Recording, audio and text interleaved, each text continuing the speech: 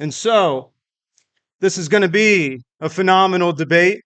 We would like to thank you for being here.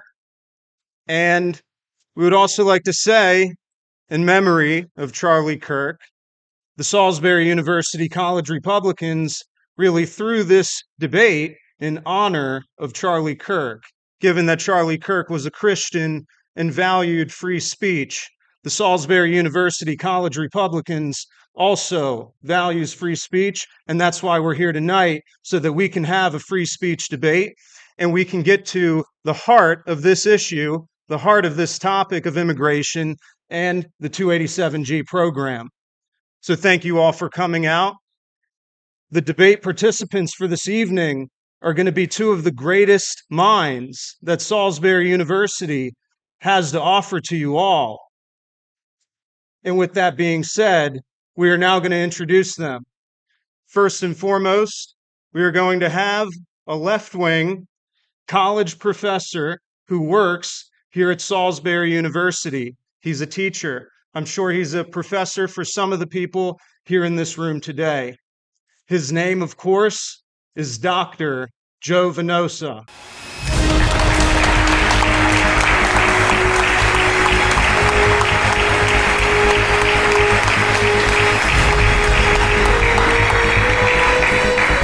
Said my name right.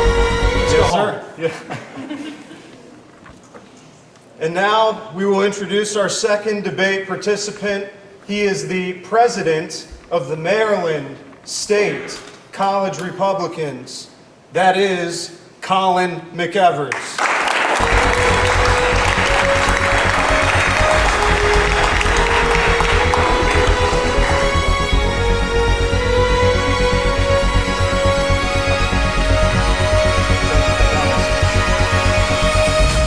And now, ladies and gentlemen, we will have 5-minute opening statements followed by 4 different 10-minute discussion-styled back and forth debates. I, Pax Garcia is my name. I'm an Orthodox Christian as well as a student here at Salisbury University. I will be the moderator for this debate. So thank you all for having me. So with that said, let's start with our 5-minute opening statements. Dr. Joe Venosa. I'm the lead-off here. Oh, I'll start. I'll start. Yeah, okay. Okay, Colin McEvers is going to start us off. Okay, well, we don't have a podium, so I'm just going to wing it. It's really great to see everyone out here. There are dozens of people. I think it's really emblematic that we do have a lot of political engagement and interest on this campus. Of course, we're ranked the number 1 for the most politically disengaged campus in the country. But I think this proves otherwise. So I'm going to start my opening statement here that I've prepared, and it will be about the 287G program and legal immigration. Law and order lies at the foundation of any functional society. Without laws to keep human nature in check, and without the strength required to enforce these rules, we would live in a state of abject chaos and misery. Thomas Hobbes correctly theorized that human nature is, in essence, brutish, nasty, and short. A strong centralized government to enforce laws with an iron fist, what he called the Leviathan, is crucial. Now, we look upon this way of thinking in the modern world. We Americans are very privileged. Me, you, the people at this table, many of our grandparents and great-grandparents, to have lived in a society governed by laws. Too often we take for granted our privilege to safely live in a country where folks are punished for murdering, looting, and other such nefarious activities. In my opinion, which I've developed from a number of conversations with several colleagues through the years, there are many college students who are not immensely grateful for this privilege that we have of law and order. Some think that the execution of certain laws is too harsh. Weakness overrides strength, and purported compassion undermines what our forefathers fought to secure for us all. The extent of this problem is no more clear than in the case of illegal immigration and deportations. There are so many people who believe that the activities of, say, immigration, custom, and enforcement are morally reprehensible. I'm sure there are a lot of people on campus. I'm sure a lot of you think that. It's good that we have some dialogue and some disagreement there. 78% of liberals, for instance, according to Pew Research, view ICE unfavorably. My rhetorical question, however, is, should we revert to a system like that under the Biden administration in which millions of undocumented immigrants flowed into the country every year? Apparently, this system was more compassionate as the United States opened up her arms to foreigners throughout the world. It's more compassionate, but was it a better system? Not in my opinion. Firstly, a greater presence of undocumented immigrants in a community puts a greater strain on local and state governments. In Maryland, illegal immigrants can receive some forms of Medicaid coverage. In Wycomico, non-English speaking undocumented families must be accommodated with costly translators by our public school system. Impoverished residents, both natural-born and legal immigrants who came here the right way, who waited decades to get into this country, years to get into the United States, to become a citizen. It's an immense privilege. They are in dire need of services. They're now paying more taxes for the sake of illegal immigrants, many of whom do not pay taxes, creating a fiscal drain of many thousands of dollars per person. How is that fair? I don't know. That's not fair to me. I don't think that's fair at all for the American citizens who are both natural-born and legal immigrants. Secondly, consider how much drug smuggling, human trafficking, and other illegal activities occur in the context of illegal border crossing. Back to the Hobbesian point, there was a lot more horrendous crime occurring during the compassionate, all-loving Biden administration than there is under the supposedly authoritarian Trump administration. In my opinion, strength, ladies and gentlemen, has a way of solving big problems. Thirdly, legal immigrants sometimes must wait years for U.S. citizenship, as I touched on before. How are we to justify giving out amnesty passes to those who cut ahead in line? We cannot. If we do not enforce the law, there is no law. If there is no law regarding immigration, our country would be flooded with millions of disadvantaged foreigners starting tomorrow, people who want to come to the United States. There are millions throughout the world who would like to be here, and we wouldn't be able to, it's not sustainable. No borders mean no nation. We do not have the size, capacity, nor resources for the world's poor. Unfortunately, we do not. We can barely take care of our own citizens, which you can see if you go through West Baltimore, if you go through parts of Salisbury, if you take a stroll through where I grew up in Glen Burnie, there are a lot of people who are homeless, American citizens, who we cannot even provide for. So I support the 287G program. In Wycomico, it entails a proposed cooperation, a memorandum of agreement between the county and ICE to allow correction facility officers in the detention center to serve and execute warrants to illegals who are already jailed. Fundamentally, it is an extra tool in the toolbox, and that's the topic of this conversation. Thank you.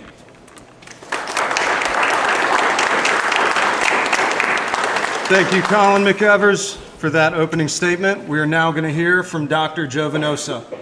Thanks. I'm going to do the stroll too. You good? Wonderful. You got some sweat there. I know.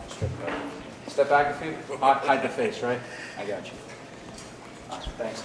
So, and this is, of course, what happens all the time. You prepare for something. Colin was kind enough to ask me to do this last night. I had a whole bunch of notes. Of course, printer's not working in the lab, so Venosa luck strikes again. Just while we get into this, call me Joe, because at this point we're two citizens, right? I mean, we're not in a debate necessarily about the historical record. So I'm going to call myself Joe. You can call me Joe. I'll call you Colin. Okay, cool. Cool. All right. So, Colin, you mentioned a lot of important points, right, in regard to the nature of immigration, the nature of the border, what purpose does the nation serve. These are all really important historical points, and they're points that basic civic debate should have. So I appreciate the invitation, because a campus at its core is the ultimate marketplace of ideas. If we can't talk about issues here, this place doesn't have any function. So I commend everybody for coming out, regardless of where you feel on the issue, left, right, center, wherever. For the record, depending on who you talk to, I don't know how left-wing I am, and that's part of the kind of issue. I think sometimes when we put labels on each other, it doesn't really help. For example, I've generally voted for a Democratic candidate for president for most of my life. I was a registered Democrat for most of my life. I was a Republican for the last 3 cycles, because in Wycomico County, there's really no Democratic Party that operates. And now I'm an independent. So where you want to put me kind of varies. But I think that's important to what I'm going to try to talk about tonight, because I actually want to get away from the labels and talk about the nature of the issues. And my view, just from where I'm standing, is I view my thoughts is common sense, right? That's where I'm coming from. So that's how I see myself. You may differ, but hear me out. First off, you said that unchecked immigration can lead to a system of chaos and disorder. I really thought about that a lot because I have a 9-year-old at home. So I understand chaos and disorder, and I'm grateful that he let me out to talk about these things tonight. But I have to say, it is a very complicated issue. One of the things that we hope to get into is the fact that the United States, like many countries, is founded on certain ideas and certain principles. But one of the things that makes it very challenging is that the nature of immigration in this country is actually something that's been prone to a lot of swings and changes. Because realistically, if you actually read the Constitution, there's no real solidified policy on immigration. There really isn't. If you go to Section 1, Article 8, there's a little bit of language about naturalization, but nothing much about enforcement, which means we're at the whim of laws, we're at the whim of public opinion, we're at the whim of political leadership. And so what I'm going to try to do, hopefully in our talk tonight, is maybe touch upon the context of some of these issues and touch upon their overall importance. I want to say something about 287G, because Colin made the point, in sort of national terms, right? His argument is, why do we need to enforce this program? And this is a program that has been around since 1996, believe it or not. It's not a new thing. And there's different kinds of ways the program operates. There's kind of 3 models. I want to say one thing about the nature of that agreement in Wycomico County. It affects almost no one in day-to-day life. What I mean by that is, if the county does adopt the proposed 287G plan, it literally impacts only people that are currently in prison. I want to read specifically what it does, just so we have some context. This is the actual policy as drawn up by the county executive of Wycomico County.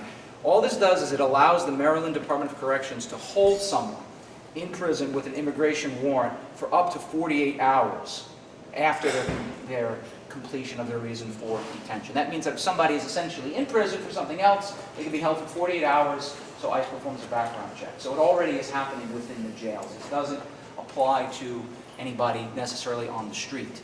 Now, I'm going to make an argument later that fiscally it makes no sense, that it's actually going to cost taxpayers a lot of money.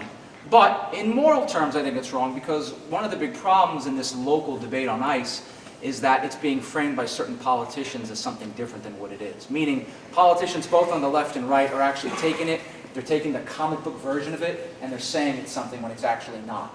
20 seconds, Joe. Thank you. We had a meeting downtown a week ago where 150 citizens showed up, many of them Haitian immigrants, who thought the program meant one thing, when in reality it means something else entirely. So there's a lot of misinformation out there, and I hope we can address that tonight as we get into a great spirited and vigorous debate. Thank you.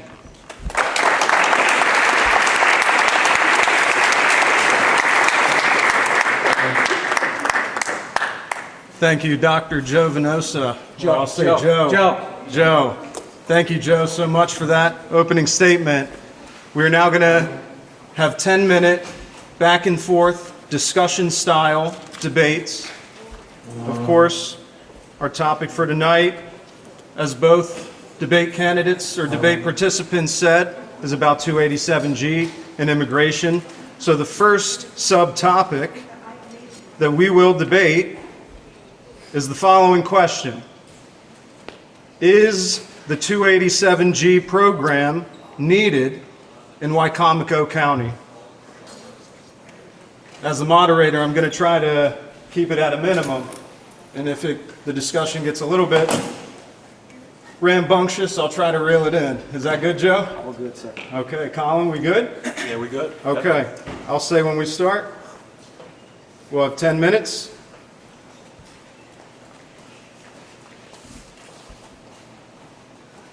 And begin.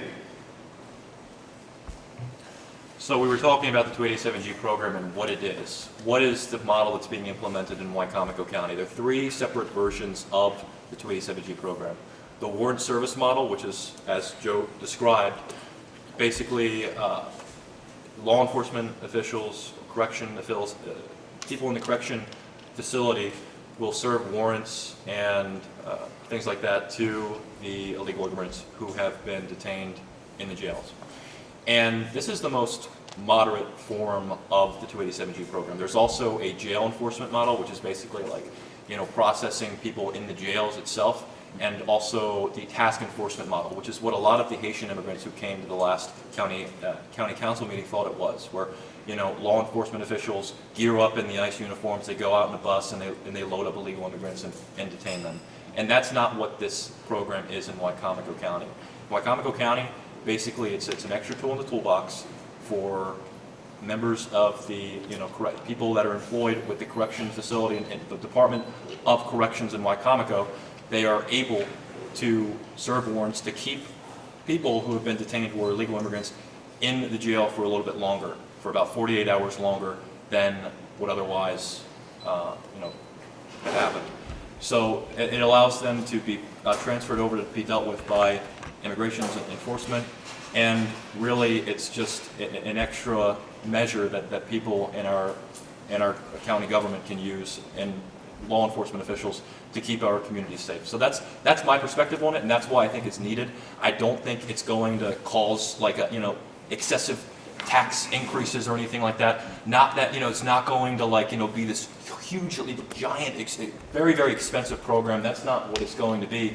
It's just allowing law enforcement officials to collaborate with ICE, and actually about 76% of Marylanders surveyed in January of 2025 actually agree with something like that happening.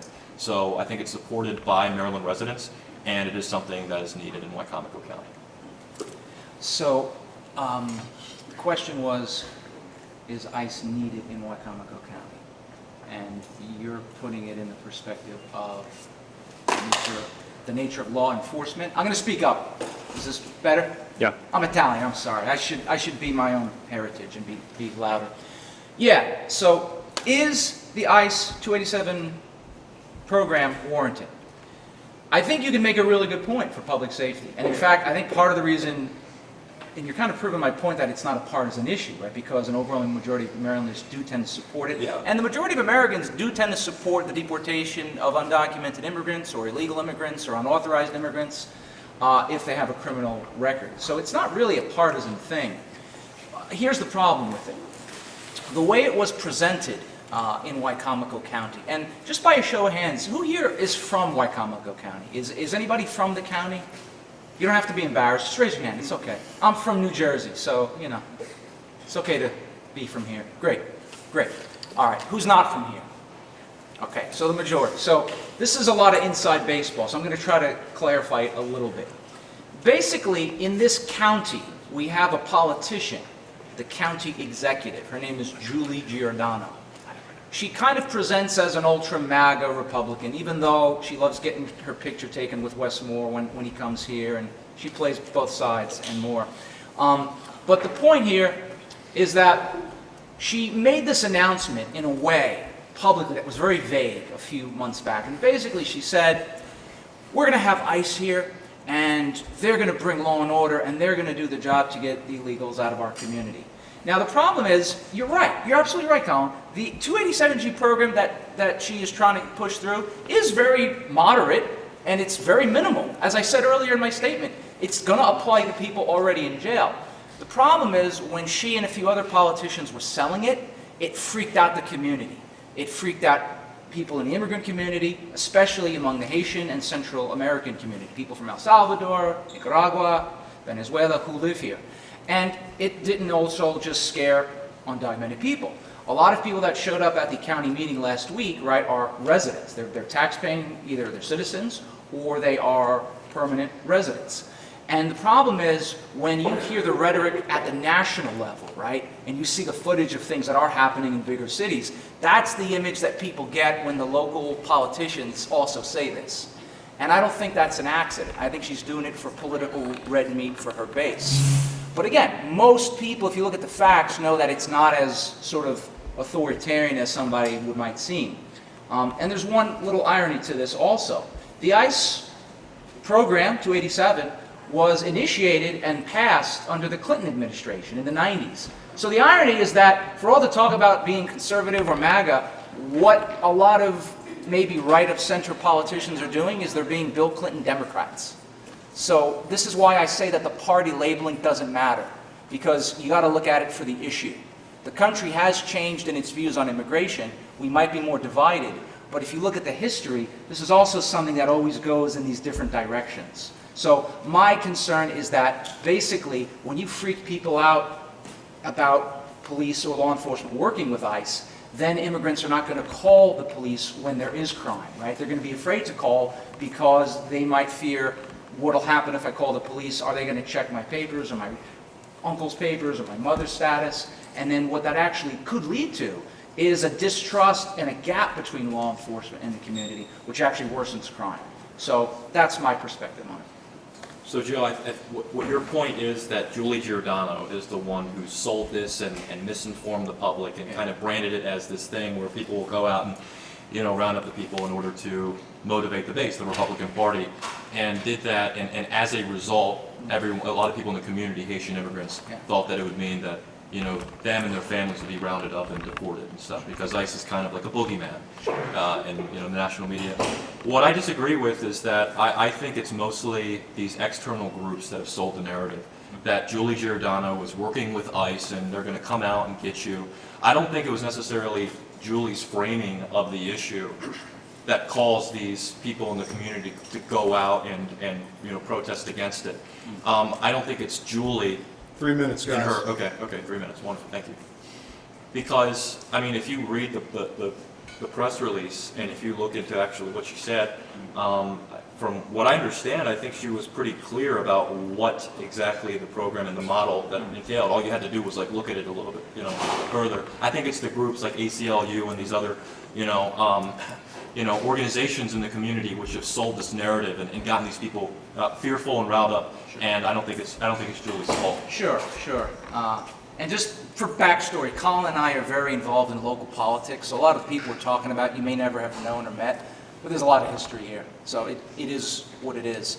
A lot of animosity, but me and Joe Venosa can still sit down and have a little conversation and chat. That's right. I'm not saying I have animosity, but if she were drowning, I'd throw her a cinder block. Just kidding. No.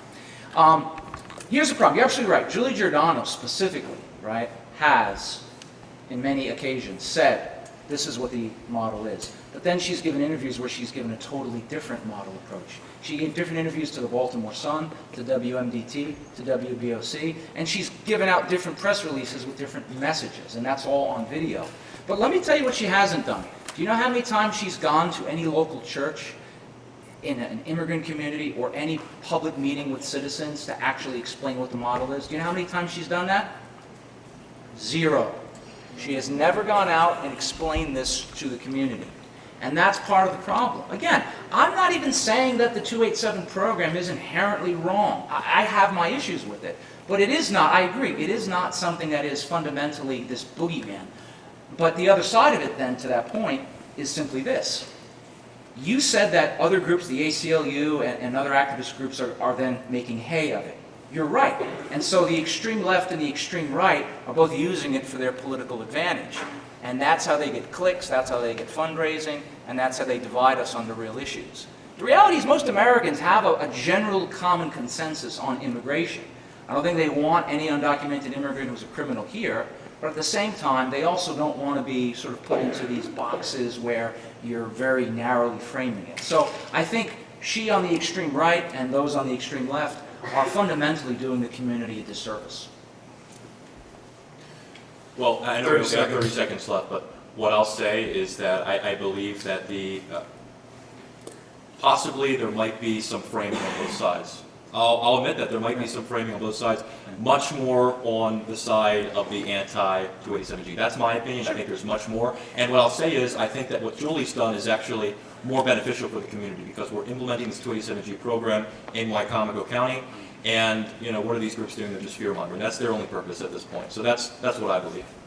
All right, that's time. Connected to the first topic of 287G, how has local government in Wycomico County handled the proposed implementation of the 287G program? Colin, you start went with first? that one. I know Yeah, sorry? you can start first. Sure. Well, again, let's look at the facts. In July, and just for the record, I'm going to plug this in because it's important. I host a public access show in the community. It's called Open Agenda. It's on PAC 14, which is like your local cable access. It's not the sexiest show, I'll admit, but we report on local issues, and we've looked at this issue since July because we cover local topics. We have looked at the county executive, the sheriff's office, and the county council on these issues. And fundamentally, we have been given different stories by different people at different times. First, the executive proposed that it was going to be a jail enforcement model. Then she backed off. Then she, at one point, said to the local Greater Salisbury Committee, which is like a meeting of business elites, she said, we're not implementing anything at all. Then she came out with an interview in the Baltimore Sun where she clarified and said that it's going to be something that the county council and her will work on. So then she kind of changed the responsibility of it. So we're getting different narratives. And I think it's because politicians in this area are using it for their own benefit, because there's an election season coming up already. You know, we're looking at it in a year from now. So politicians are going to do this, right? They're going to throw red meat to their base.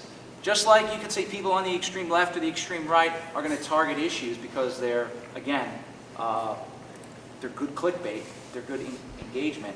They don't, you know, local government fundamentally is by its nature boring. And so when you have ambitious politicians, they tend to lean into these issues as a way to corral votes. And I think because you've got some local politicians doing this, it's really thrown the community out of whack. And I think we all lose in that situation. In regards to the local handling of the matter, I know that, as you mentioned, it was originally supposed to be a jail enforcement model. And I believe Sheriff Lewis was the first one who wanted to implement it. Usually 287G programs are implemented. It's a cooperation between ICE and the Sheriff's Office. And Can you be a little bit louder? yeah, sure thing. However, they ended up deciding, from what I understand, that that was not going to be the right option, the best choice. So they ended up going with the warrant service officer model, which I think, you know, it's something that it can be implemented easily. It's very, very simple to implement, as we have both talked about. It's a very moderate version of the 287G program. At the council meeting last week, there was a work session between the county council and Julie Giordano. And for a little bit more context, the county council and the county executive do not like each other very much. Members of the county council and the county executive, they do not get along very well. What I will say is that there have been difficulties in the past in regards to people perceiving that there hasn't been enough transparency, that there hasn't been enough communication. So from what I understood watching the meeting last week, and public access channel, I definitely recommend going on that and you know, checking it out, because you can see a lot about local politics and local things going on. They wanted to get the opinion and determine whether or not the county council's approval was needed to implement the cooperation, the cooperative agreement.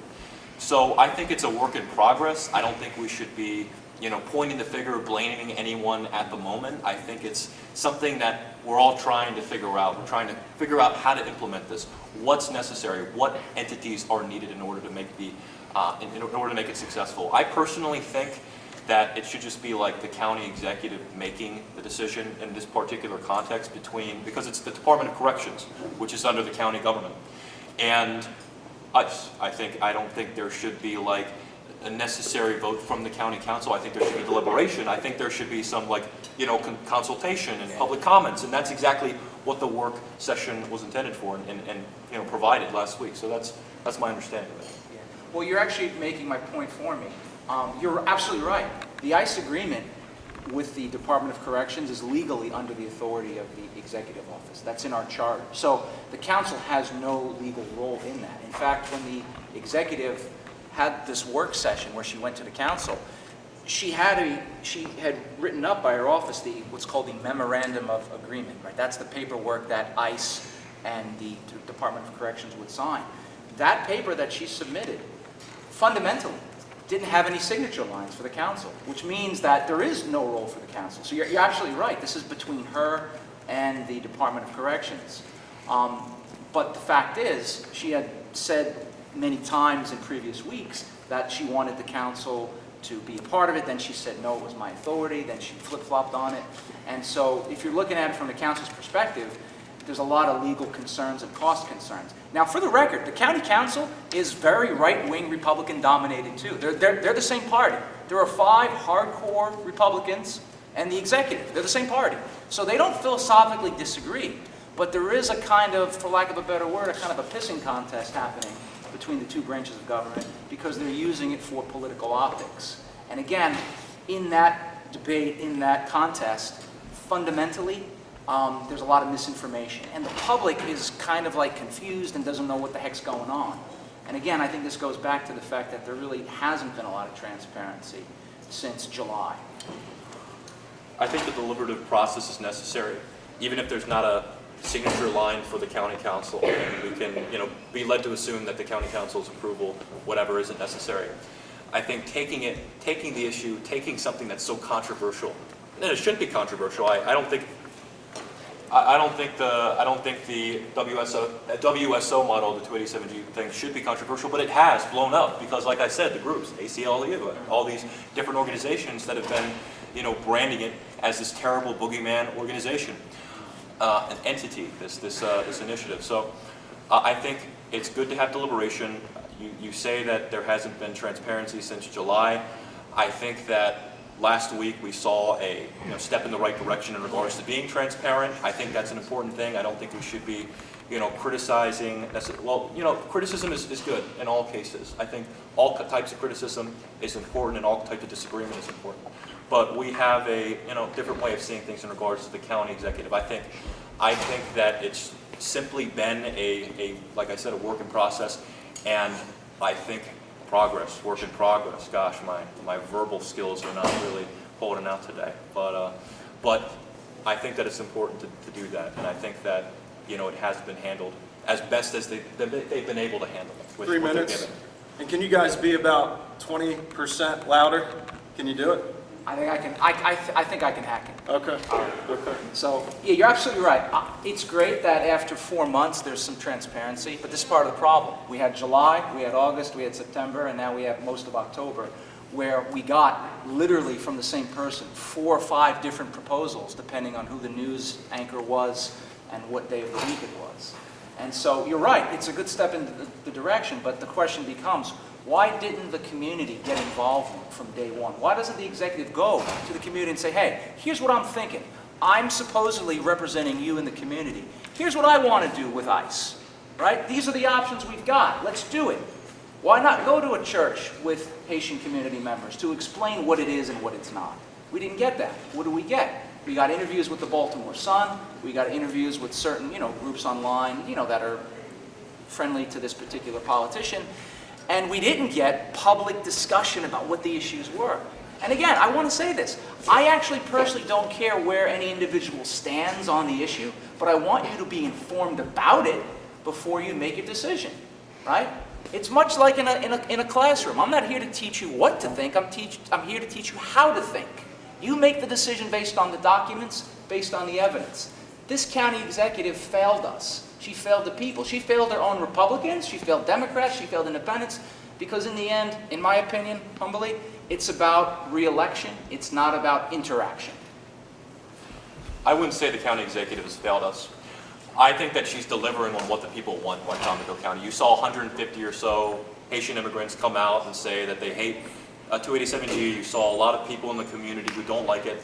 But what you don't see, what you haven't heard, is that there are a lot of people who are strongly in support of this program and implementing it and getting it passed as soon as possible and having that cooperation between Immigration Customs Enforcement and the Wycomico County. I think that, actually it's something that a lot of people in the community want. So if the job of an elected official is to deliver on what the constituents want, what I'll argue is that the county executive has done a relatively good job. Could more public forums be a good thing? Could we have some more public discussion and forums like this? 30 whatever, seconds. talking, yeah, sure thing. But at the end of the day, fundamentally, I think that she's delivered for the constituents of Wycomico County and what they actually want. Sure. And again, Let's be real. You kind of have to say that because you're working with her politically. Well, not necessarily. Well, okay. I have independence.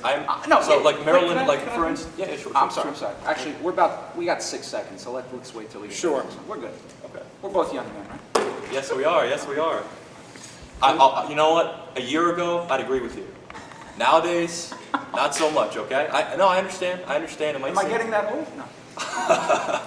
Don't answer You that. saw from my ID photo, I wasn't looking great back We'll then. have closing statements as well, so if there's anything else that is not within the subtopics that you want to address as well, you'll be able to do so. Sure. So, okay, so the third out of 4 subtopics that will be debated is the question, and we're going to broaden it out a little bit. We're not going to focus necessarily as much on 287G, although you can if you would like to. It is the question, is mass deportation, or deportation generally, moral or immoral? Now we're getting into the philosophy. Yes. Beautiful. You want to Yes. start or should I? I'll start. Sure. So I think it's moral because it's. Oh, sorry, just a suggestion because we got 10 minutes. Yes. What if we try to do like 2 minutes each? So we Sure. Then, yeah, you Okay. could. Yeah, you Just could. a thought. Okay. And if I run out, if I don't finish, I'll just yield my time to Sure. Thanks. Dr. Venosa. Joe. There you go. Now I feel young. Joey. Joe. Joey Venosa. When you start talking, I'll begin the timer. Okay, wonderful. Yeah, I think deportation is moral. I mean, it's about what's right and wrong. I mean, that's what we're talking about. If someone breaks the law, should we enact punishment? Should we enact a boundary? Should we say, like, if someone violates a rule that we've stated, should we just give them a pass, or should we actually implement the law, enforce it? And I am someone, and I talked about this in my opening statement, I think the law should be enforced. Because in a state of nature, where there are no laws, where there are no rules, where people are just able to be human beings, it's not a good situation. I mean, you can look at any society that doesn't have laws, that doesn't have structure, that doesn't have organized, government. It's anarchy. I mean, people are killing each other. They're looting. They're robbing. Human nature is not good. That's my understanding of human nature. It is not a great thing. People are inherently greedy. They are inherently interested in self-promotion and self-interest. We can see this in our political world today. I mean, people are just bloodthirsty. And they channel it into different forms, like politics, like business, corporations, things like that. But at the essence, people can be really bad, and so we need law and order in the country. And so if people, if I wanted to go into Joe's house, for instance, I might be really cold out because it's winter, or I might be living in a mud shack or something like that. I went in West Virginia, something like that. It's made out of tobacco spit, and it's not a great place. And I come into your house, I don't ask for permission. I just walk into your house without permission, without being invited in. You have the right to throw me out of your house. I think you should have, because even if I wash the dishes and cook and stuff like that and contribute to your house economy, it doesn't mean that I'm invited and that I'm not welcome. So. I'd at least make you take off your shoes. Thank you, I appreciate it. That's what I learned after 18 years of marriage. Take off your shoes. Is mass deportation moral? Is the question. Yes. Okay. It's a great question. It's a great philosophical question. Or deportation. Or in general. deportation. It's a really important philosophical question. It's a really important historical question. Now, you said you're an Orthodox Christian, right? I am, yes. Very good. I had about 2 years in the Greek Orthodox tradition. So, Really? yeah. So, I'm going to tie that in. So you watch how I work my I will. magic. Okay? I'll watch. All right. Deportation or mass deportation is moral and immoral depending on who you are and whether you get to make the decision. Read the Bible, the Torah, read the Quran, read the Bhagavad Gita.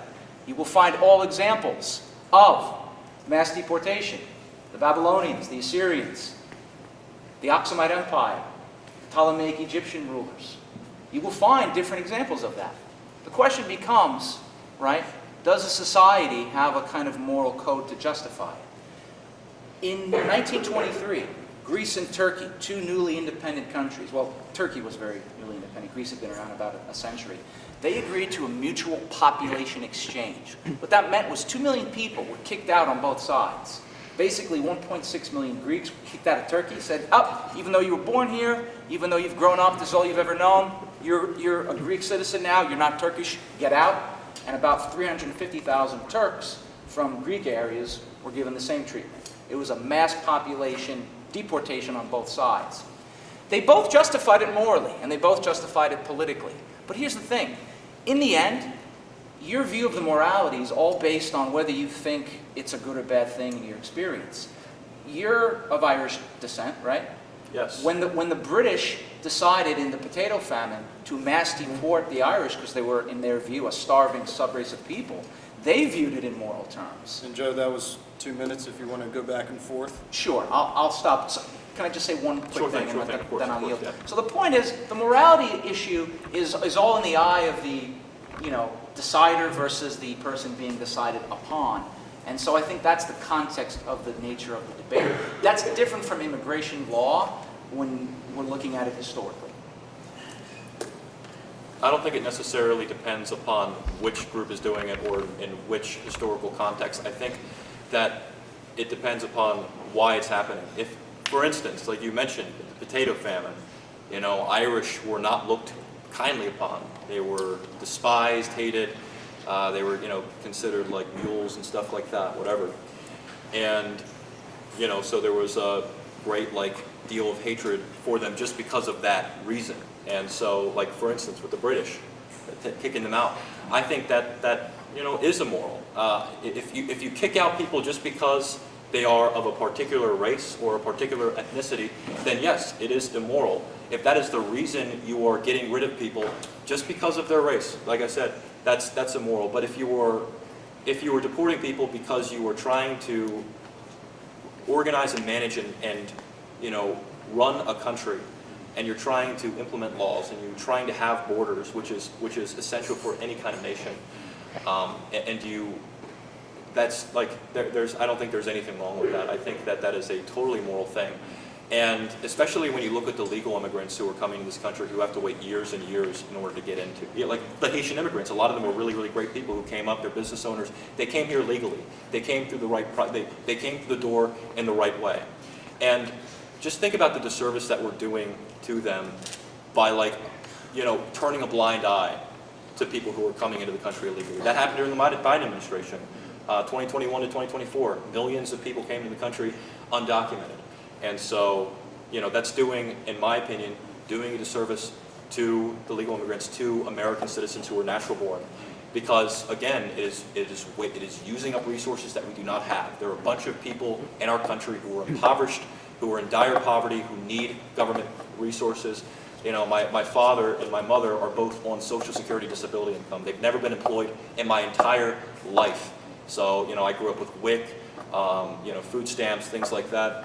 American citizens need those programs. American citizens need those services. Legal immigrants need those services. We cannot give it away. We cannot pass it all out and say, oh, anyone who wants to come, we want to be compassionate. If you're from a war-torn place, if you're wanting to get into America, here you go. Here are the resources. We can't do that as a country. That's my opinion. I think it's immoral to do that. And that would be your 2 minutes? Yes. And you'll be able to have an extra minute or so as well. Oh, cool. So it'll be two-minute sections apiece. Okay. And it'll be about 10 minutes. I was never good at math. I'll take your word for it. Okay. I'm a math major, so. Now I'm really scared. Okay. So you bring up some really important points about the context.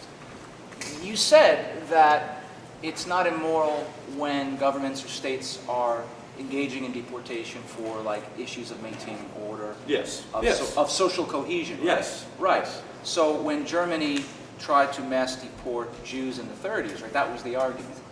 Or when the Turks kicked out all those Orthodox Greeks in the 1920s, the same argument. They said, we have to maintain a lawful society of proud Muslim Turks. We can't have these outsiders who are of an alien religion, even if they're from the area. We're a new nation now. We have to make our nation stronger and Turkish, so we'll kick out the Greeks. So the point is, the morality that you and I are talking about, or the immorality and the idea of law and cohesion, is often mixed up. And again, it's highly subjective. But one of the things that's interesting about the United States history is that we've had these back and forths. The United States, as I said, was never founded on specific immigration policy. If you read the Constitution, there's very little in there. It wasn't until 1790 that the very first law on immigration was passed. It's called the 1790 Naturalization Act. You should look it up. It's really interesting because it says citizenship is reserved for free white men of good character who have been residing for at least 2 years. Then you get years later with the Dred Scott decision where the Supreme Court actually says in their argument that people of African descent, black people, were never meant to have citizenship. So nations all the time change their definition of who is a citizen and who belongs. And one of the great things about the United States is the fact that rights and freedoms, can be expanded upon and fought for, but of course the other side of it is that those rights can be taken away. And so I think when we talk about morality, we always have to remember that everybody's always going to make a moral argument to do something, and everybody's always going to make a moral argument to resist it. But the question of, does a nation have a right to secure its borders? Absolutely. And we should remember that mass immigration, undocumented immigration, illegal immigration was happening long before the Biden administration. Many Republican and Democratic presidents have welcomed in undocumented immigrants at various points. And it is a very long-standing, complicated issue that I don't think mass deportation is just going to solve overnight. 10 seconds. Well, I agree on that point. There have been former administrations who have welcomed, like for instance, 1986 amnesty with Reagan. He was a free market Republican who believed that we just open our borders, allow people to come in, and the corporations benefit because you get to pay them less than American citizens. That's well. Give it to him. Come on. I'm going to go on a little bit. Okay. Go ahead. And Clinton proposed the Immigration Policy Act back at Immigration Policy 1996, the Act, whatever, and that kind of put more restrictions on illegal immigration. Sure. We currently see created the 287G program. So the 287G program created by a Democrat, moderate Democrat. Yeah.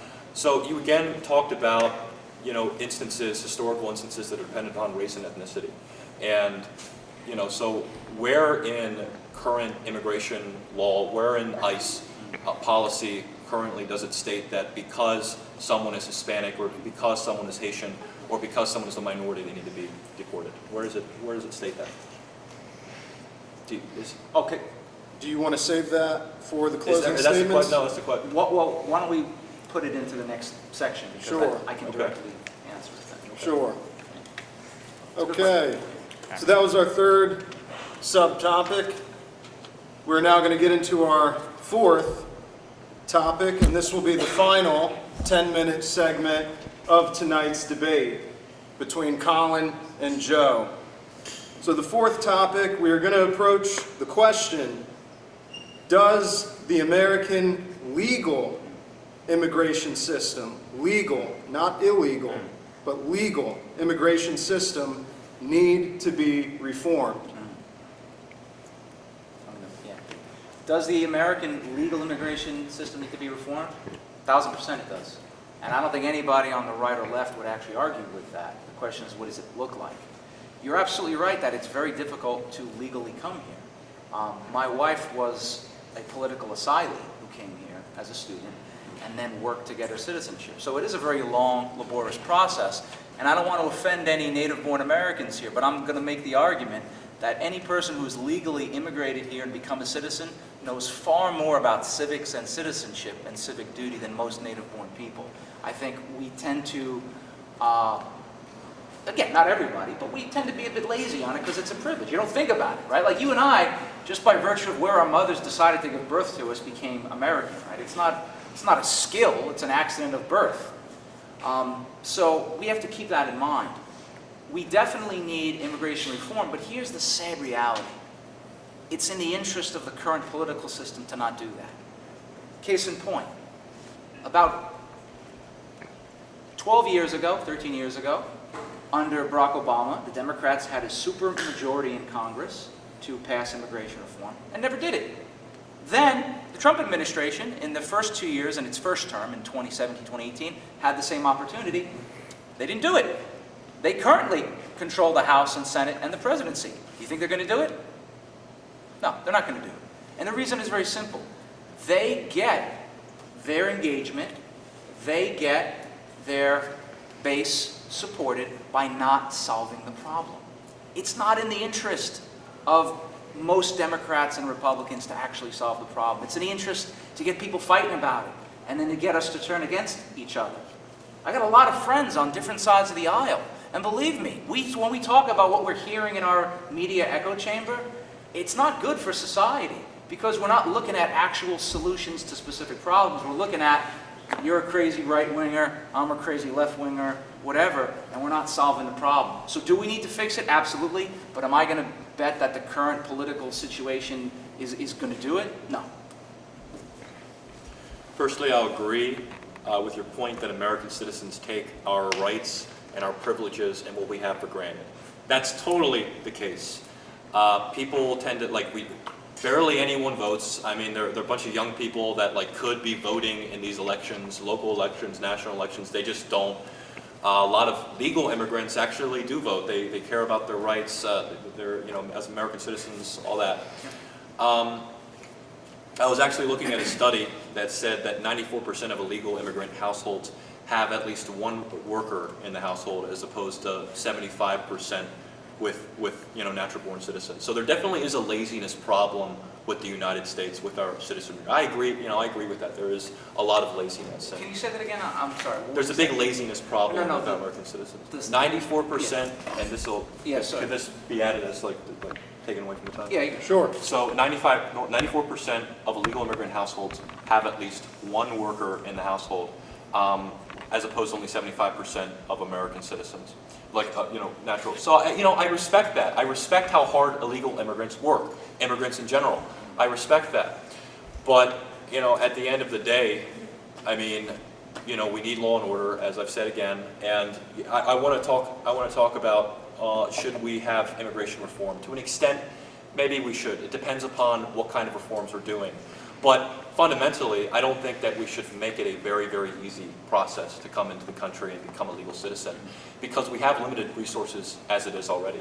Back in the late 1800s, early 1900s, turn of the century, we had a lot more land to be developed. We had barely any social security net, any security, we didn't have FDR, we didn't have the New Deal, so people would just come over, work, build a house, whatever. They were not compensated by government services, which currently happens. So I don't think it should be extensively reformed to an extent where it's very easy to become a legal immigrant. I think that should be a long, arduous process, like it currently is. Maybe it shouldn't be as long and arduous, but I think it should be a long process because it is a privilege to be an American citizen. And again, we have limited resources. We can barely, and I've said this again, I'll repeat it, we can barely take care of our own American citizens, legal and natural born. So, I mean, it should be a difficult process at the end of the day. It should be. It should be long, and there should be a lot of qualifications and tests and all these things done. Well, again, I mean, the point with that is, and I think anybody, and I don't know if anybody here has actually worked towards citizenship, but if you have, you know that it already is quite extensive. It is very expensive. It is very extensive. It is not an easy thing. And one of the problems is that you've got people who are now caught in a system where they did sort of do the thing that they were expecting, right? Like, for example, there were about 400,000 Haitians who were brought here as guest workers for the agricultural industry. And that protected status was then taken away by the federal government. So you brought people over who were given legal work authorization because the agricultural firms needed them, all the chicken farms around here needed them, right?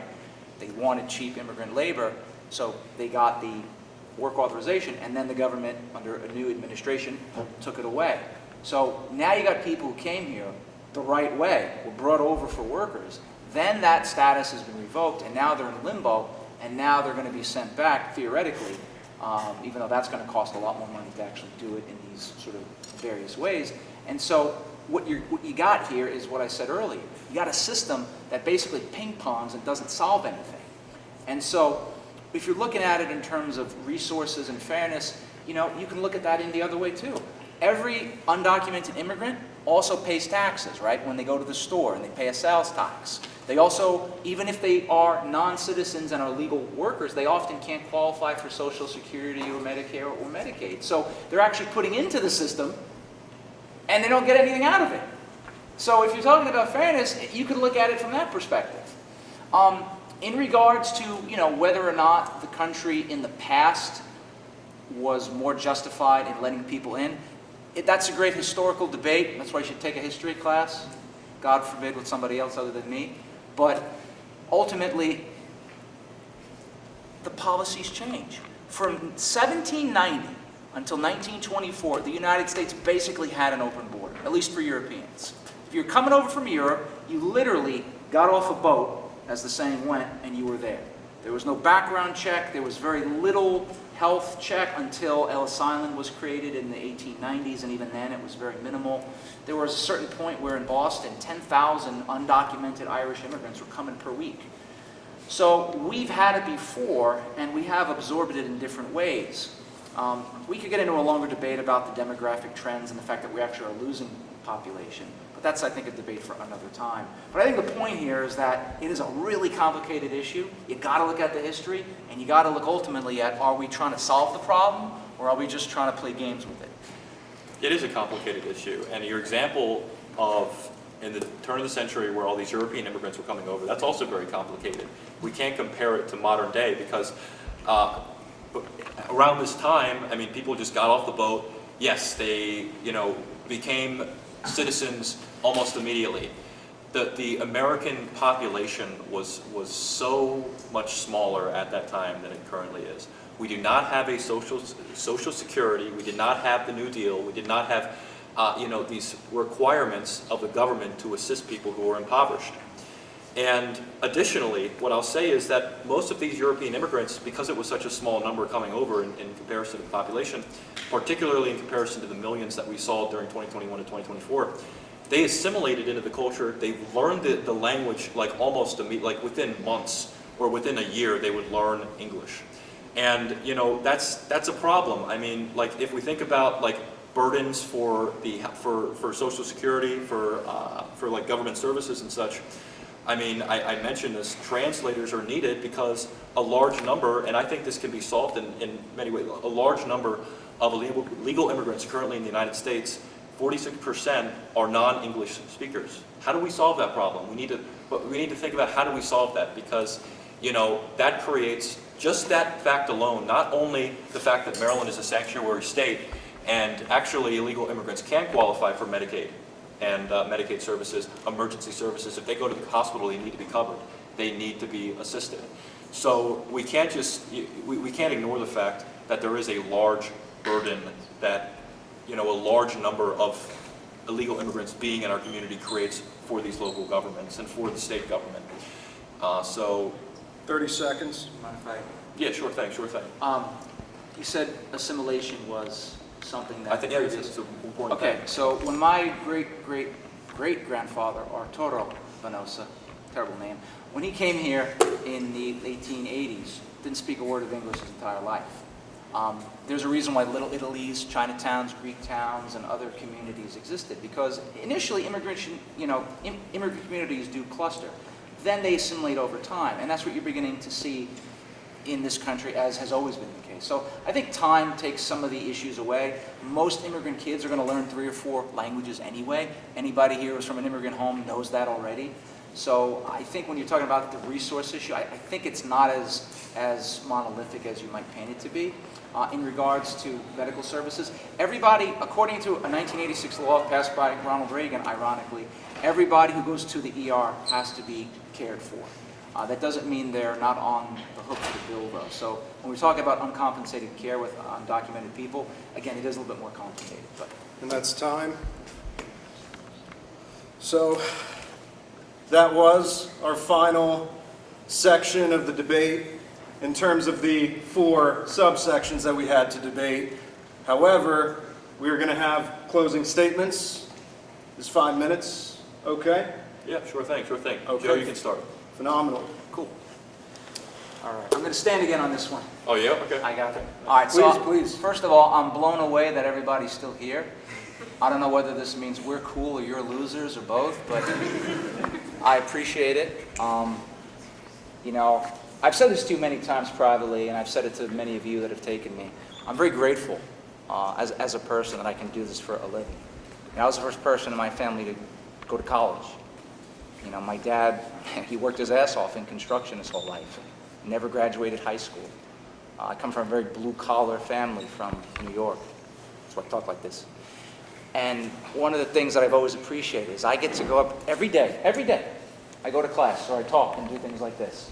And we get to talk about ideas. We get to talk about ideas that I think are important and that they matter. And we get to do it in a way where we get to exercise those freedoms that make the United States such a great country. You're right, that's why people come here. There's a tremendous uniqueness to the country. Doesn't mean the United States is more unique than other countries, but there is a specialness to this place because it's founded on certain ideas. And I think immigrants actually tend to appreciate that more, regardless of the status. I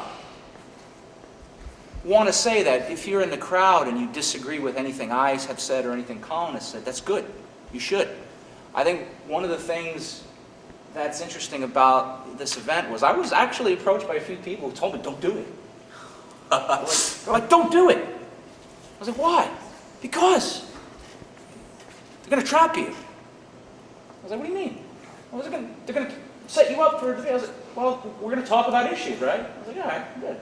And I said, look, I'm not scared, I'm married. and I've known Colin a long time. I knew him when he was little. I knew him when he was 6'8". I'm 6'10". It's a while ago. It's a while ago. So even though I really disagree with a lot of the things he believes, and you know, I'm sure vice versa, and there's complicated reasons why we all get to where we think about, I'm really grateful that we can sit and debate and talk about issues that matter. I mean, we're technically in an unauthorized meeting right now, so I don't know if your club's going to have to deal with that. I'm just a guest. But you all came to talk about an issue that you felt mattered. It didn't matter if you were Republican, Democrat, left-wing, right-wing. Doesn't matter. Again, I'm politically an independent who tends to lean left on national stuff and thinks local politics shouldn't be partisan. That's a really important thing. It's a really, really important thing that you care enough to do that. Because you're here getting to do something that people all over the world don't get. You're getting the chance to learn. You get to go every day and talk about ideas in class. You get to learn how to be a better nurse, right? Or be, you know, God forbid, a better finance major or social worker or history major. That's a beautiful thing. It's a really beautiful thing to have, and you should always remember that. You know, I love the fact that I come from a working class family because I take a lot of that into the classroom. I don't forget the fact of what my parents did to get me here, and neither should you. So when anybody ever says they want to debate or talk and you say, I'm cutting them off because they're conservative or they're a liberal because I disagree, you're doing a disservice to why learning occurs. This institution, not just Salisbury, but the university, was created thousands of years ago on the idea that a place where people come together and share and compete and talk about things matters. We can't lose sight of that. I don't care who's president. I don't care the nature of the economy. I don't care what party you are. I don't care whether you support the executive or not. I don't. But the point is, this place and this ideal matters. And the idea of free speech is not just something that the right or the left should own. Everybody owns it. So you should engage people you disagree with. You should engage people that you fundamentally disagree with. And you should work at trying to get to an understanding on certain things. Because realistically, I think most of us actually have a common ground on many things. Again, Colin and I might disagree on a lot, but I've seen him. I've seen him how he interacts with my beautiful son. I've seen him how he talks to different people. I know that some of the political rhetoric that we use, you know, is tied into things beyond our control. But realistically, we all got to live in this community or in this world. And we all got to or I should say, we all got to make sense of it. So whether you identify one way or the other, to me, is very irrelevant. Focus on the content of the idea and the argument and be willing to engage it, embrace it, even if you don't like it. The hardest thing in the world you'll ever do is to really try to listen to something that you don't agree with. There's an old expression, God gives us 2 ears and 1 mouth because it's twice as hard to listen than it is to speak. 10 seconds. Make use of that concept. Thank you so much.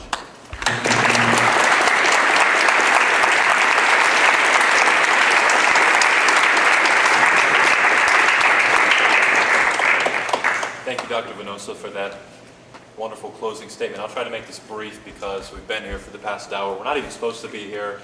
I'm probably going to get in serious trouble, actually, because we have dozens of people, and I don't even think we had a room registered in the first place. So, you know, better to ask for forgiveness than permission, I suppose. But it is really wonderful to see everyone come out. I'm glad we were able to do this. For the past couple months, I've really wanted to organize something where we sat down, two people from different ends of the spectrum, sit down, discuss an issue, discuss a heated topic, something like illegal immigration, why not? So when I texted Dr. Venosa last night, I said, are you still able to come to the CR meeting and do a little mock debate? And he was willing to do so. We had discussed possibly doing something like this, engaging people, doing political discourse, all that, and I think it's a really wonderful thing.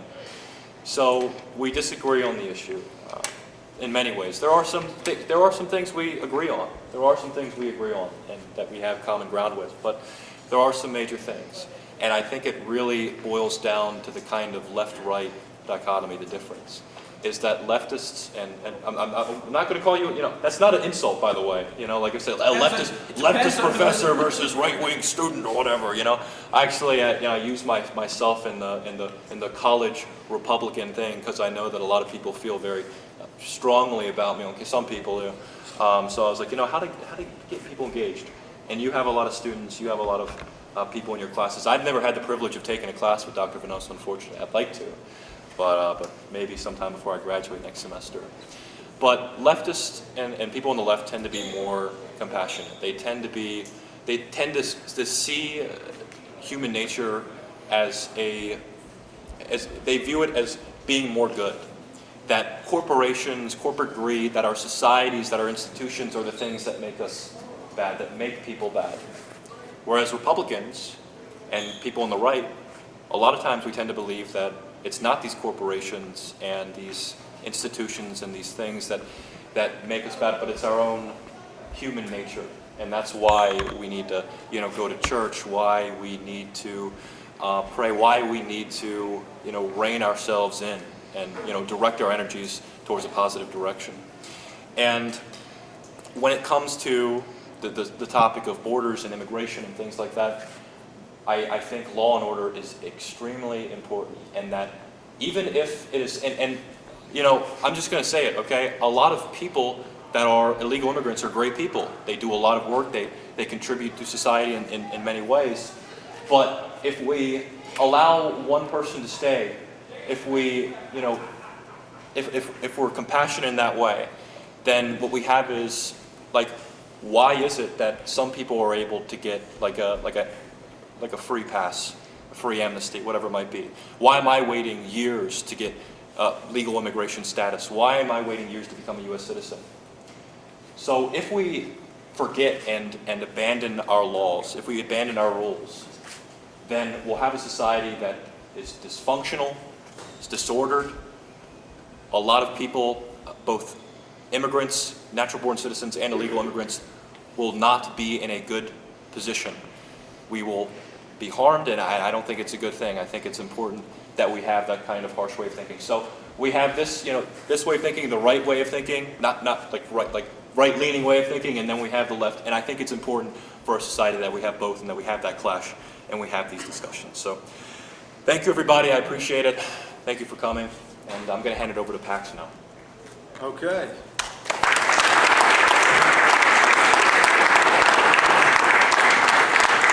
Thank you so much, Colin and Joe. That was our entire debate, and those were our closing statements. I thought it was an excellent debate. I hope everyone here thought it was phenomenal.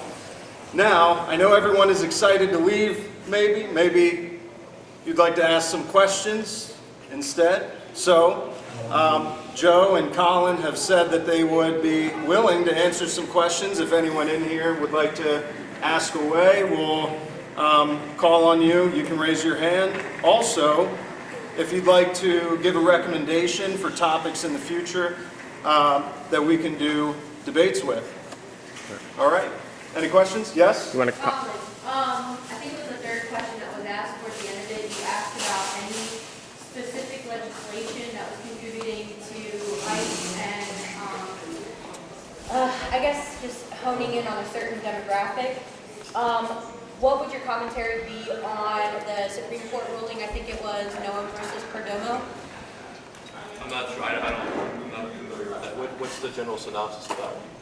Yeah, well, yeah, so basically it was just a Supreme Court ruling that allowed, I guess the Supreme Court said that it was, they overruled lower courts saying that it was okay for enforcement officers to look at people's, like, actually visually, like, seek them out, like the color of their skin, the language that they're speaking, and things like that in order to, what's the word? Keep them there and question them, detain them. Basically, it allows for racial profiling as a use in immigration enforcement. That's. It explicitly stated that? I don't know.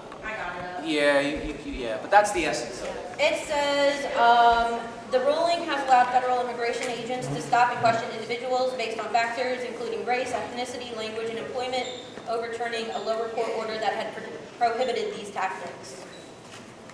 I think racial profiling is a bad thing. I think we can all agree on that. So, that's my position. I mean, this particular case, I wouldn't say I agree with it based upon the, synopsis that you've given. I'll have to do some more research. However, I don't think that when it comes to, like, trials and courts, things like that, when it comes to the actual proceedings that, or explicitly stated in the policy, that is a, race or ethnicity is a determining factor in whether or not someone's going to be deported. But I'll look into that. I don't agree with racial profiling. I think that's a bad thing. And what was the name of that again? It was the Supreme Court ruling Noam versus Perdomo. Okay, it's very recent. Thank you for that question. I think there was a hand. Sure. So a question for Colin. Sir. So everywhere on the news and online, we see videos of ICE agents who have been a little bit aggressive towards not only just immigrants, but they think are immigrants. Do you think that there needs to be more rules on who can become an ICE agent and how they detain immigrants? Because once again, it is just based on what I'm seeing, and I know that it's not happening everywhere, but should there be more rules in how people are detained, and the fact that there are citizens being detained because they're being killed out, maybe not by race, but just because a lot of ICE agents haven't gone to public training and that kind of thing. I think there should be some pretty extensive training when it comes to preparing people to step into these ICE roles. I don't, I'm not familiar with the actual protocols for how the training happens, but if it's a situation where certain bad apples are being overly aggressive and harming people, particularly when it comes to women and children, that's definitely something that I would have a problem with. And I think those individual people, if they are found being very aggressive with people and not following the protocol, which they follow, being moral and ethical, then I think that they should be punished or lose their role or status as an ICE agent. So yeah, I mean, when it comes to people that they're detaining who are acting violently and who are being aggressive, then I think responding with force is a necessary thing. But when it comes to people who are harmless, say like elderly or women and children, things like that, then yeah, I think if there are cases where that's happening, that should be addressed, and those people should be punished, and there should be consequences for that. Because there was, but there were rumors of ICE on campus, and although that's not a lot of situations, that was, I think that's what comes to a lot of people's heads when they think of ICE, is they think of young white males, or just white males in general, slamming, immigrants to the ground. So I think what you're saying, what we're going into, is that there needs to be change, so that's not what comes to people's heads. Yeah, I understand. I heard about that rumor. I don't know how, what, were there any ICE agents on campus? I don't, It was reported that I think there was a statement put out that they were at UP, but I don't think it was Oh, I see. Okay. Thank you for that Yeah, question. thank you. I saw you with your hand up. Yeah, this question for Colin. Dr. Venosa asked, or he brought up the topic of Haitians coming over with work visas and there was, what he said, 40,000 or there was some big amount of them, and then that was taken away by a different administration. So what would be your opinion on what happens to those Haitians who came over illegally, and then suddenly it seemed that Venosa had mentioned it was taken away, and I'm sure there's other circumstances where that's happening. What would your response be? If we analyze the law and we find, say, like that these work visas were given out freely, like they were handed out like candy or something like that, and now the new administration is taking it back, I can understand that. However, I don't think these, like, they shouldn't be like, there shouldn't be an extreme, like, there shouldn't be punishment for that, because they came over under, like, say, like, we assume that the Biden administration, for instance, let's say it's a little bit more loose and you can get, work visas very easily, and then the Trump administration comes and take those away. I don't think that they should be, like, thrown in jail or anything like that. Do I think that they should be,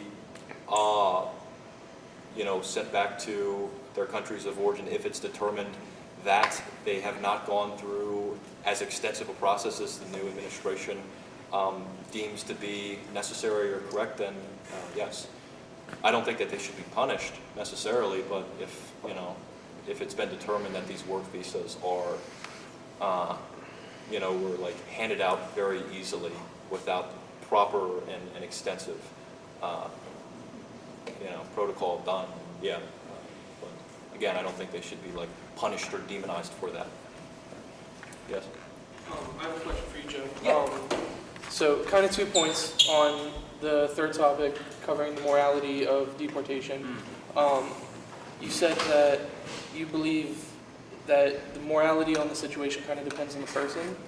If morality depends on the person, how can it be a thing? How can, because morality is more of a societal agreement on right and wrong. And then secondly, to further that point, you said that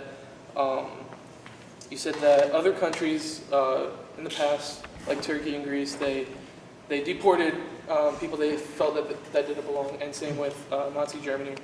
I feel like that's not really a valid assessment for the situation, because here in the U.S. we do deport people, but we also allow people to come in legally, and that if we have no laws and no container on what people can and cannot do, then, like Colin said, there will be anarchy, and that's even stated in the Bible in Genesis 2, when God gives Adam and Eve the commandment that they can't eat from the tree of the knowledge of good and evil, and when they disobey that, they still have to face the consequences to their actions. So, curious on good. Yeah, a lot to unpack there. And I'm sorry, man, it's been a long week. What's your name? I'm Lucas. Lucas, gotcha. Can everybody hear me? All right, could everybody hear Lucas's question? You want me to repeat it? Yes, no? That's a yes, that's good enough for me. So his question was about the nature of the morality, right? It was about specifically, individuals can feel one way or another, but there are kind of societal values, right? Correct. That's the first one. And then the second one was about, and I correct me if I'm wrong, but you were kind of phrasing it in terms of what the Bible says, right? Yes. Okay. So let's start with the first thing. Morality is both an individual and a socially collective thing. And it is subject to change. And what I did say, actually, for clarification, the point that at least I thought I was trying to make, is that morality is often very subjective, not necessarily from the individual, but also if you're part of those that are doing the deporting versus being deported, right? For example, you were born in this country, right? Correct. Okay. So what if an authority came in and said, well, it doesn't matter that you were born here, but because your great-grandfather was from Scotland, we now retroactively revoke citizenship and you're going back home. That happens. That's happened in countries like Nepal and Bhutan. When I was a much younger man with better hair and a better face, I worked in refugee resettlement. And I would work with people from different countries who were literally in countries for generations. And the countries then had regimes that snatched away the concept of citizenship and deported. And it's often framed in morality, right? It's saying they're not really Nepalese, or they're not really Ethiopian, or they're not really Ghanaian or Greek or whatever. So that morality is always very elastic because anybody can use it. In regards to the concept about the Bible, we can find different things of that. You read, it's all interesting stuff, but you can read Deuteronomy, right? There are specific guidelines about what kind of genocide you can engage in. You can kill the Akkadians, you can kill the Philistines, you can enslave these people. There's literally guidelines. On the other hand, other parts of the Bible, like the Newer Testament, which I guess from a Christian perspective you could argue supersedes the Old, says things like,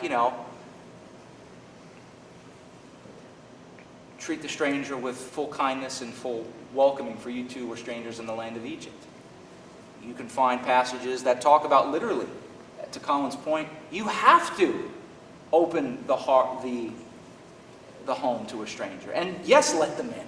Now again, we can debate the practicality of that, but if you're looking at the morality, I can find you a religious argument to make that. Now I'm not a Christian, but I have some theological background, and I study it and I teach the history of it every now and then. And I think like all religions, there's incredibly beautiful moral teachings in that faith and other ones. And I think part of the challenge with religion and faith is that we can sometimes use it for our own political expediency, right? We can say, well, the Bible says I can deport, and here's where it is. And then you can find somebody else who has a different agenda and say, well, here's what the Bible says here. So I don't know if using the Bible, especially in a society that, yes, we are founded to some extent on Judeo-Christian influence, but we're also founded on the influence of a whole lot of other faiths and ideas and the Enlightenment and deism and separation. So I don't know politically and practically if I'm going to fall back on the religious rationale, but I will say that in terms of morality, it's often very subjective, and that can be dangerous depending on the situation. I don't know if I answered it. I'm sorry. Would you like to take a stab at that question, Colin? Well, time limits, time constraints. Yeah. Are there any more questions? Want to do one more question, maybe? Sure. One over there. Oh, we got two? We got two. Let's do popcorn. Just ask. We'll make it work. I was just going to ask for your thoughts on the case of Kilmar Brego Garcia, the fact that he was deported to a country that he had legal protections from, the fact that he was not charged until after he was returned back to Maryland, the fact that the Supreme Court ordered that the current administration needed to cooperate, and they did not for the first several weeks. So I was just wondering if something similar were to happen in Comico County, especially considering that we're also in Maryland, would you think that that is in line with the type of mass deportation that you support? Oops. I That's think my pen, that's Colin. What was that? It's my pen. Take good care of it. Oh, Not- yes. not anymore, brother. Yeah, I've been biting on it. Okay. Okay, so yeah, with that particular case, although I think it could have been handled better, however, I have looked into the history and we have heard, there are verified reports of this individual, or last name, Kilmar Garcia, right? Garcia, that he was involved in the MS-13 gang, that he had an extensive record of beating and abusing his wife, and then the Democrats and people in power, like our own Senator Chris Van Hollen, I believe, made this person out to be like some sort of, martyr or hero or something like that, which I totally disagree with. I don't think that we should be investing so much. I understand due process and giving this person a trial and things like that. And I think that could have been handled better. It's constitutional. Yes, but at the end of the day, this individual, was here illegally from what I understand. Yes, he had a protective order from El Salvador because he was being persecuted, I believe, by a rival gang. And so, this was at a time, I believe, when El Salvador was still basically run by gangs. This was before Nayib Bukele. And actually, I want to touch on that a little bit. A lot of people say, we make the argument sometimes, instead of taking in millions of immigrants to the country who were fleeing, maybe that, you know, these like foreign countries can be fixed. And some people say, well, that's impossible, that's not going to happen. I think what we see in El Salvador, yes, it is very authoritarian, it is very, it is a dictatorship in a large way. The Constitution has been, you know, kind of like tossed out the window, but at the end of the day, I mean, there's like no more gang violence in El Salvador. There are these mega prisons that are enforcing law and order. I think it's a much better, it's a much better country than what it was in the past. Ask for forgiveness and not for permission, right? Yeah, she kind of like touched on a little bit of my point that I was gonna make. I think I was more just gonna ask about the case by case basis kind of issue, which, I mean, to my understanding, your point is that it doesn't matter the case by case basis. If you're an illegal immigrant, we have the right to deport you, which I guess I understand. And Dr. Venosa, you can also like chime in on answering the You question. can go with Joe, don't be scared. But I was just more like trying to figure out and gauge, I mean, yeah, we have the right to deport these people, but is your belief that we should deport people no matter the case by case basis? Because, I mean, there is like a certain irony in like, yes, and like, you know, like just kind of having Like, this, for instance, having this reporting a discussion. man to a country that Yeah. has the legal protective order from. Like, should that have been evaluated on a case-by-case basis? Like I said, I think it may have been handled better, but at the end of the day, I think it was justified to deport Kilmar. I don't think I think he, you know, committed a lot of crimes. He was not, he was not he did not have a green card, from what I understand. He had some protective status, but I mean, he wasn't. I think he was also charged with human trafficking as well. Human trafficking. After, of course, yeah, exactly. This, like, the process could have been better, but at the end of the day, I mean, he was charged with, I mean, human trafficking. You know, I mean, like I said, he assaulted his wife, all these different things. I mean, not a good guy. Yes, I think that, like I said, it could have been a little better. In regards to case-by-case basis, should people be deported in all cases? I mean, yeah, that's a question of should. It's, you know, it's in our law. I think we need to abide by our law, even if it's harsh for some individuals who haven't really committed any crimes. They technically are committing a crime by knowingly being in the country illegally, and I think they can, you know, get legal status. It takes a while, yes. It's a very difficult process. I'm not discounting that, but, you know, I think that that's necessary. I think law needs to be enforced. So that's my position. And deportation can be a consequence of committing that civil offense, but also illegally immigrating in the U.S. anyway is a civil offense. So, I mean, that can result in deportation in some certain cases, like, for example, if you had a criminal record when you came here. But I think my question would also be, like, ways of enforcing immigration law when you break immigration law as far as civil offenses can also include fines, can also include, you know, like participation in, like, I don't know, civic programs and things like that. Like, it doesn't always have to be the case that people are deported. I understand that. I understand that. Do you think when do you think deportation should happen? Like, only in cases where someone commits a crime other than like a violent crime or whatever, civil offense. When do you think deportation should be utilized? Do you think it should be? Yeah, I think up to a point where somebody's like on a case by case basis, where they've been, like, you know, charged with committing a violent crime, in the United States especially, that's something that should be punishable by deportation. But like I said, that's something to be deliberated in a court of law, which in Kilmar Garcia's case and in a few other cases as well, people are just being deported without due process or without the consideration of their case.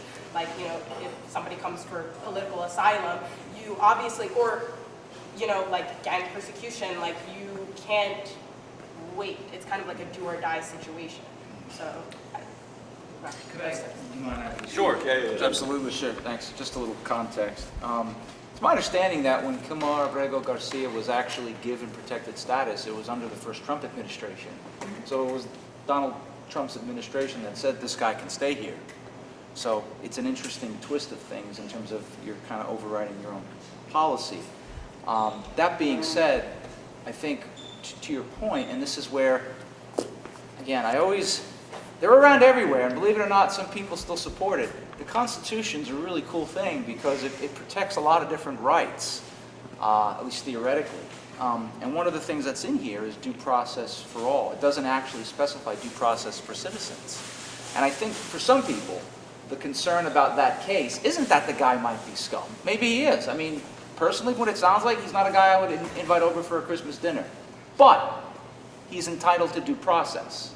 Because if that due process is denied for him, it's denied for you, it's denied for you, it's denied for me, it's denied for everybody. So I think that is, from what my understanding, is a lot of people's concern. Not that this guy's going to be a Boy Scout troop leader or that he should be held up as some model of virtue. The other point, you made a point, and I think we need to be careful about this one thing. You said that in El Salvador, Yes. Bukele, Yes. you're absolutely Big right. supporter. He has created incredible drops in crime. Absolutely. Gang violence has plummeted. Order in the street has also plummeted. There's a couple other people who did a really good job of that too. Joseph Stalin, Pol Pot, Adolf Hitler. My point is, you're absolutely right that those are results, but they're results that come with dictatorships or authoritarianism. And here's the thing, and this is the sad reality. If democratically elected officials that are Democrats with a big D, if they don't deal with crime, then real authoritarians will. Because you're absolutely right. Regular people don't want to be accosted by criminals. And a lot of people in Bukele's country are very grateful for it. But what cost does that bring? That's, I think, the philosophical thing. And, one of the dangers with the collapse of democracies is that if they're not working, people are going to go to strong men and authoritarians because they're going to offer solutions. You're absolutely right. Bukele's country is very safe for a lot of people, but it's not safe for anybody who disagrees with the government. It's not safe for anybody who might have a relative who's been swept up in a raid who maybe isn't in a gang. And so the question becomes, and this kind of goes back to the old Thomas Jefferson, I think it's Thomas Jefferson, I'm sort of paraphrasing, but it's better to let 10 guilty men go free than keep one innocent man in prison. That's the founding model of what our founding fathers said. They believed in law and order too, but they understood that tyranny can come in different forms, and often tyranny comes, and I'm not necessarily, and I want to be clear, I'm not equating Bukele with necessarily Stalin and Hitler. I'm just showing that there's a continuum here. And that if you're willing to give up certain rights and liberties in the name of security, you very often lose both eventually. Sure, and this goes back to like Hobbes, as I had mentioned, with the Leviathan. I mean, Yep. if democracy, like they had a democracy in El Salvador, and they had a constitution and stuff, but it was completely meaningless because people couldn't walk to the store without getting like swept up by a gang and killed, or murdered, or assaulted in some terrible, awful, horrendous way. Sure. And so they were living in a Hobbesian jungle where the worst of the worst was occurring. No one wanted to go to El Salvador. So Bukele comes in, currently at what, like 90% approval ratings, coolest dictator in the world.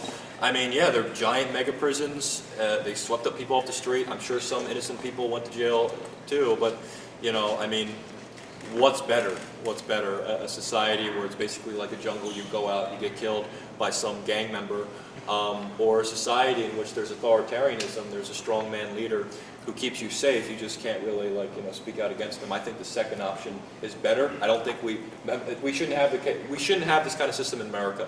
We still abide by the Constitution. We should still have, rights. I think that's a really important thing. Rights, oh my gosh, Colin, you believe we should have rights? Whoa, yeah, I do. I think it's really important. And we should have freedom and democracy, all that. But in certain places, like in the case of El Salvador, authoritarianism and strongman leadership is the better alternative. I think, just to briefly respond to that, I think the issue is you're trading rule and fear from a gang into the bigger gangster, which is the government. And I think both end badly. And ultimately, it kind of proves that democracies tend to be rare historically because it is, you're right, much easier to have dictators, authoritarians, tyrants that can give an easier solution. You know, Mussolini did make the trains run on time. He also threw a lot of people into camps, you know, and he also did things that led some of my ancestors to leave. So it is a long-standing historical debate. That's why you should all become history majors, or at least history minors. And it's not going to end tonight, but I see your points. With that being said, I think we're finished. Thank you. Thank you all so much.